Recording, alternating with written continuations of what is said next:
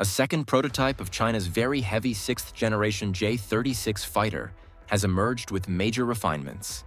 These alterations, compared to the first J-36 airframe, point to the program very much being iterative in its process. They also add to the evidence of what we already posited, that the first J-36 aircraft was not a highly mature, near-production representative design, as some had repeatedly claimed. Let's analyze the changes China has made to the exhaust, air inlets, and landing gear in the second prototype.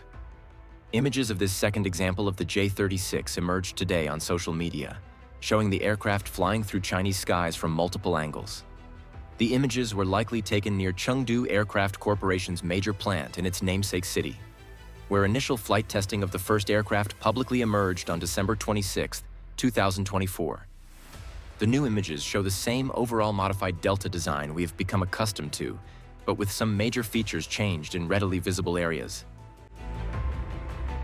The first J-36 had exhausts that were recessed from the trailing edge atop the aircraft, an arrangement loosely similar to what was found on the Northrop YF-23. This is a noted low observable design cue and made sense for a big three-engine jet that optimized stealth, speed, and efficiency over raw maneuverability. Now we are seeing what appears to be three angular exhaust nozzles that look very similar to the two-dimensional thrust vectoring exhaust nozzles on the Lockheed F-22 Raptor, a design trait and capability that is also present on China's new JXDS heavy-tailless stealth fighter. The exhaust changes have major implications. First off, if indeed this is 2D thrust vectoring, why is it needed for what appears to be a very heavy multi-role tactical jet that is less fighter than regional bomber?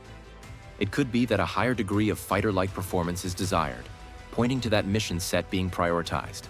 It could also be to solve certain stability and maneuverability issues during certain phases of flight. Tailless designs are inherently extremely unstable. Thrust vectoring can help with this and maximize potential performance throughout the flight envelope, including at very high altitudes.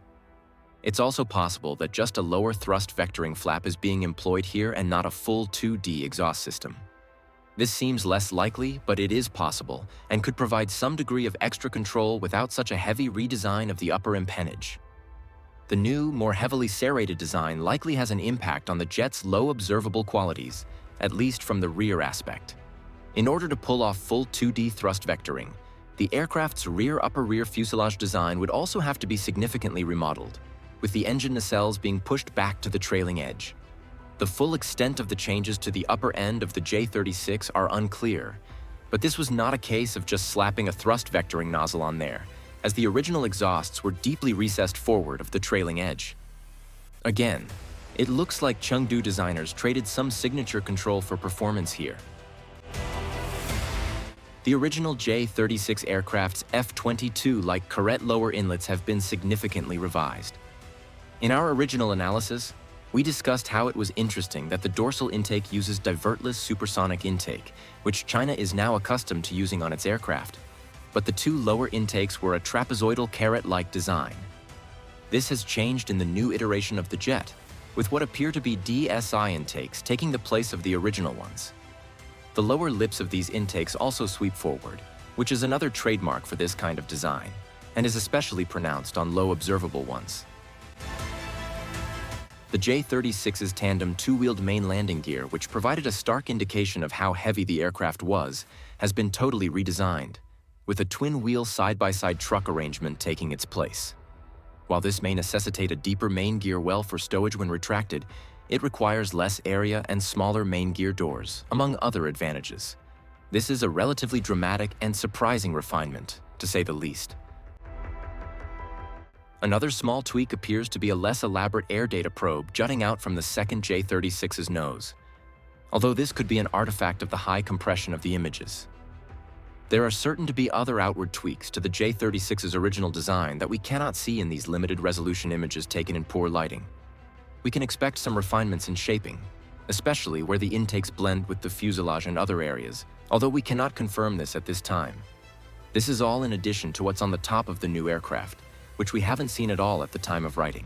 As we have repeatedly stated, the progress China is making when it comes to advanced combat aircraft is absolutely stunning. And yes, these aircraft are far more than their outward appearance and would need to rely on superior sensor and communications technology, low observable material science, total force integration, and of course, operator and integrated training in order to win the day. But taken at face value, China's rapid progress with so many diverse platforms in such a short time is remarkable. That's all for today's update. Please subscribe and like this video.